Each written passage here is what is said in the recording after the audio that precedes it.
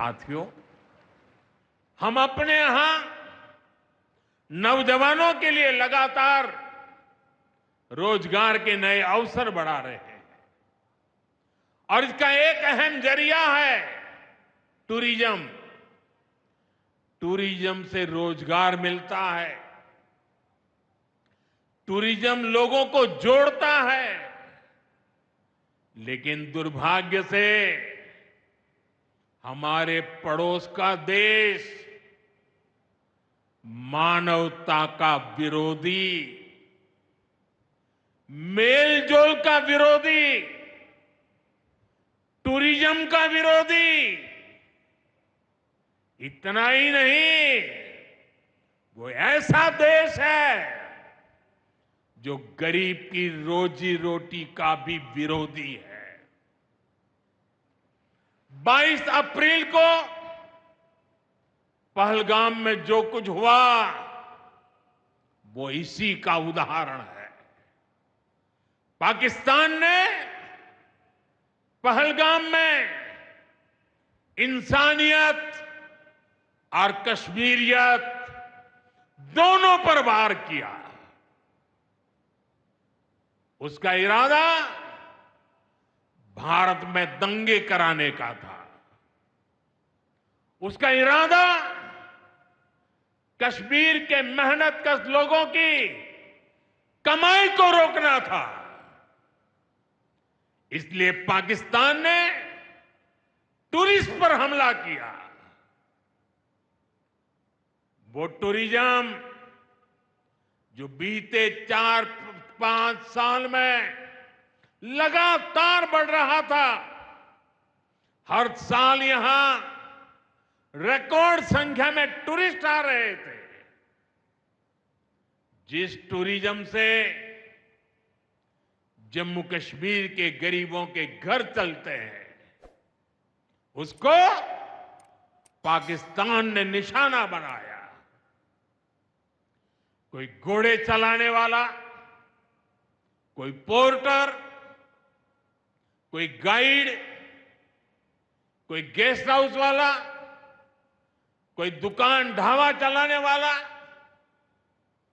पाकिस्तान की साजिश इन सबको तबाह करने की थी।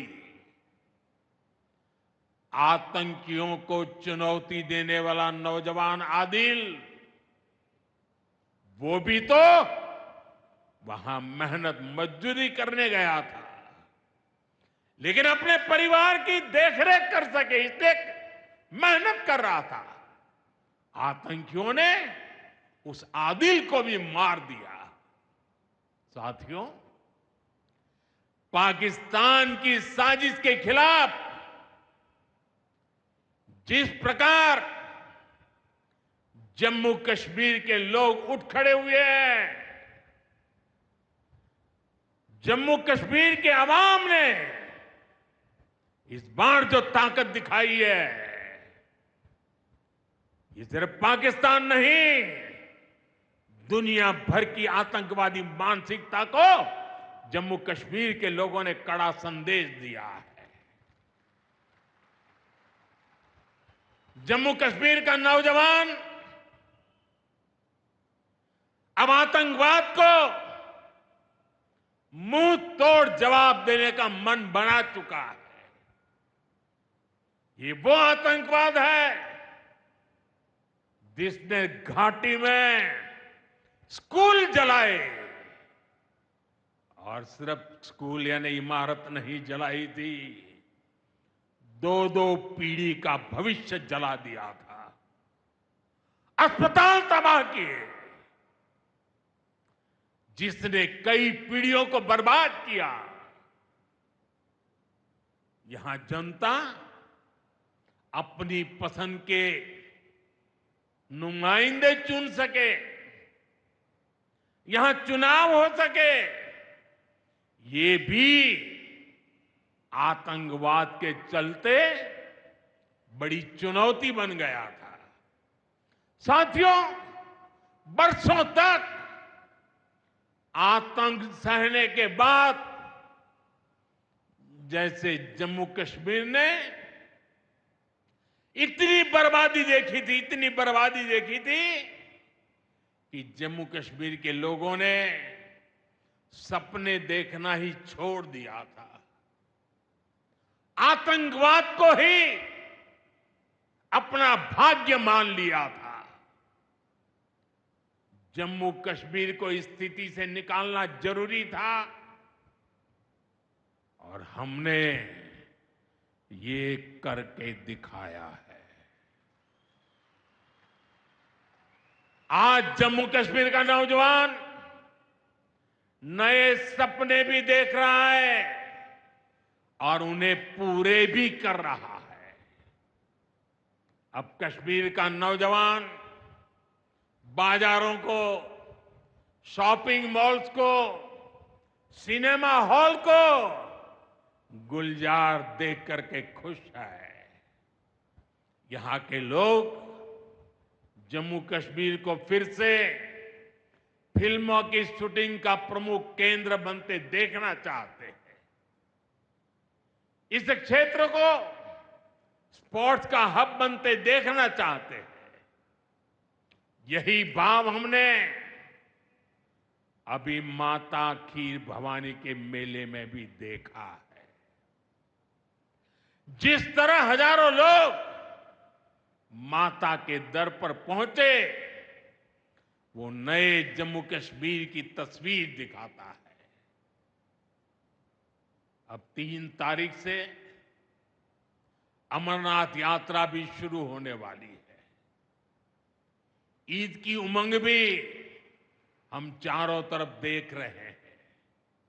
विकास का जो वातावरण जम्मू कश्मीर में बना था, वो पहलगाम के हमले से डिगने वाला नहीं है। जम्मू कश्मीर के आप सभी लोगों को और आप सबसे नरेंद्र मोदी का वायदा है। मैं यहां विकास को रुकने नहीं दूंगा। यहां के नौजवानों को सपने पूरा करने से कोई भी बाधा अगर रुकावट बनती है तो उस बाधा को पहले मोदी का सामना करना पड़ेगा। साथियों, आज 6 जून है। याद कीजिए, 1 महीने पहले, ठीक 1 महीने पहले 6 मई की वो रात पाकिस्तान के आतंकियों पर कयामत बरसी थी।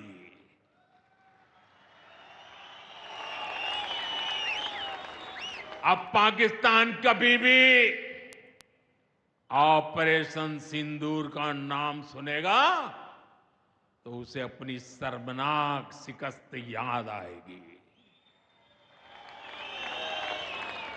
पाकिस्तानी फौज और आतंकियों ने कभी सोचा नहीं था कि भारत पाकिस्तान में सैकड़ों किलोमीटर अंदर जाकर के आतंकवादियों पर इस तरह वार करेगा। बरसों की मेहनत से उन्होंने आतंकी जो इमारतें बनाई थी, वो कुछ ही मिनटों में खंडहर में बदल गई है। और ये देख पाकिस्तान बुरी तरह बौखला गया था और उसने अपना गुस्सा जम्मू के, पूंछ के दूसरे जिलों के लोगों के पर भी निकाला। पूरी दुनिया ने देखा कि पाकिस्तान ने कैसे यहां घर उजाड़े, बच्चों पर गोले फेंके, स्कूल, अस्पताल तबाह किए, मंदिर, मस्जिद, गुरुद्वारों पर शेलिंग की आपने जिस तरह पाकिस्तान के हमलों का मुकाबला किया, वो हर देशवासी ने देखा है। इसलिए अपने परिवारजनों ने उनके साथ हर देशवासी पूरी शक्ति से खड़ा है। साथियों, जिन लोगों की क्रॉस बॉर्डर फायरिंग में मृत्यु हुई है, उनके परिवार के सदस्य को कुछ दिन पहले ही नियुक्ति पत्र सौंपे गए हैं। शेलिंग से प्रभावित 2000 से ज्यादा परिवारों की तकलीफ भी हमारी अपनी तकलीफ है। इन परिवारों को शेलिंग के बाद अपने घर की मरम्मत के लिए आर्थिक मदद दी गई थी। अब केंद्र सरकार ने ये तय किया है कि इस मदद को और बढ़ाया जाए। आज के इस कार्यक्रम में मैं इसकी भी जानकारी आपको देना चाहता हूं। साथियों, जिन घरों में बहुत ज्यादा नुकसान हुआ है, उन्हें अब 2 लाख रुपए, और जो घर आंशिक रूप से क्षतिग्रस्त हुए उन्हें 1 लाख रुपए की सहायता अलग से दी जाएगी, अतिरिक्त दी जाएगी। यानी अब उन्हें पहली बार की मदद के बाद ये एक्स्ट्रा धनराशि मिलेगी।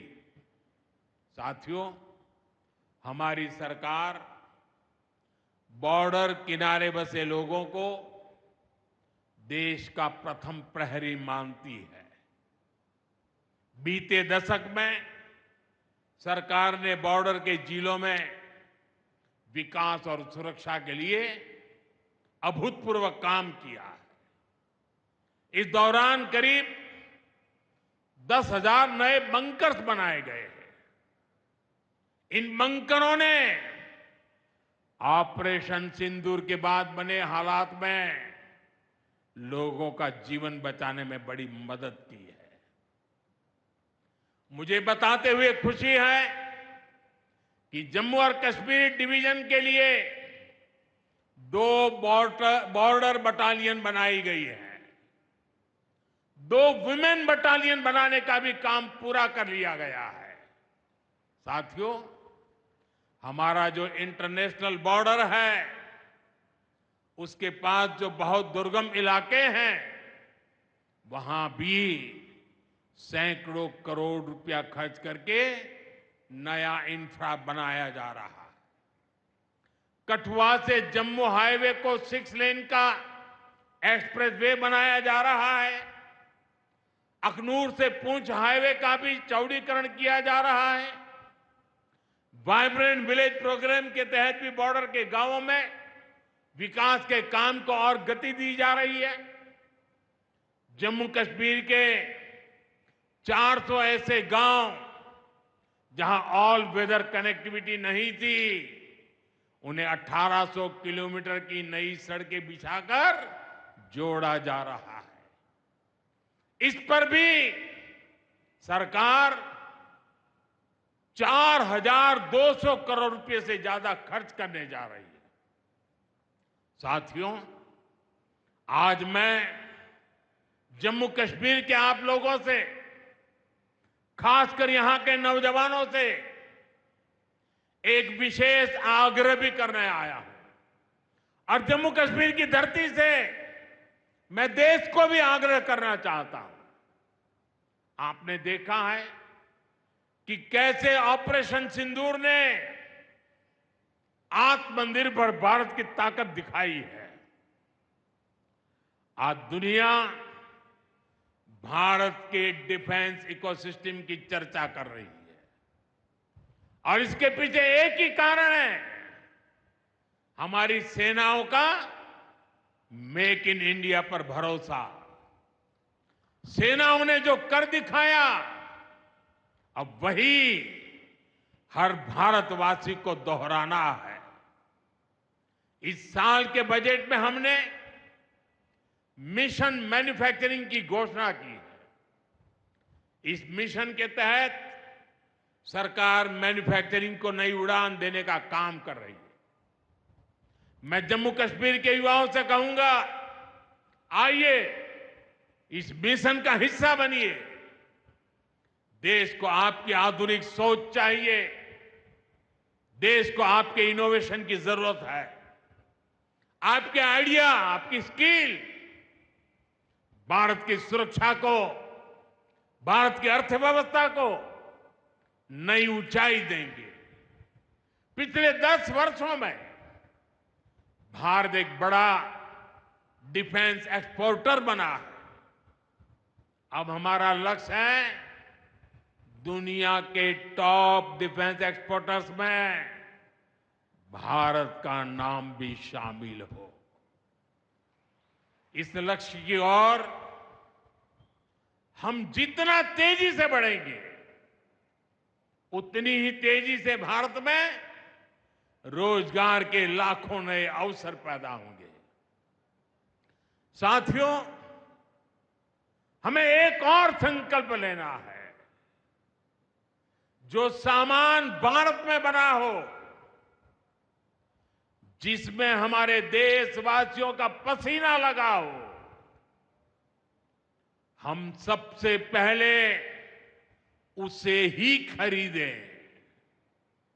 और यही राष्ट्रभक्ति है, यही राष्ट्र की सेवा है।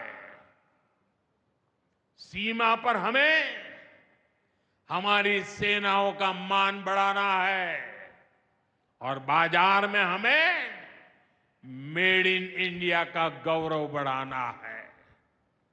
साथियों, एक सुनहरा और उज्जवल भविष्य जम्मू कश्मीर का इंतजार कर रहा है। केंद्र सरकार और यहां की सरकार मिलकर विकास के कार्यों में जुटे हैं, एक दूसरे को सहयोग कर रहे हैं। शांति और खुशहाली के जिस रास्ते पर हम आगे बढ़ रहे हैं, हमें उसे लगातार मजबूत करना है। मां वैष्णो देवी के आशीर्वाद से विकसित भारत, विकसित जम्मू कश्मीर का यह संकल्प सिद्धि तक पहुंचे, इसी कामना के साथ आप सभी को फिर से ये ढेर सारे विकास के प्रोजेक्ट के लिए और एक से बढ़कर एक शानदार प्रोजेक्ट के लिए मैं बहुत बहुत बधाई देता हूं। दोनों मुट्ठी बंद करके पूरी ताकत से मेरे साथ बोलिए, भारत माता की। आवाज हिंदुस्तान के हर कोने में गूंजनी चाहिए। भारत माता की, भारत माता की, भारत माता की, भारत माता की। बहुत बहुत धन्यवाद।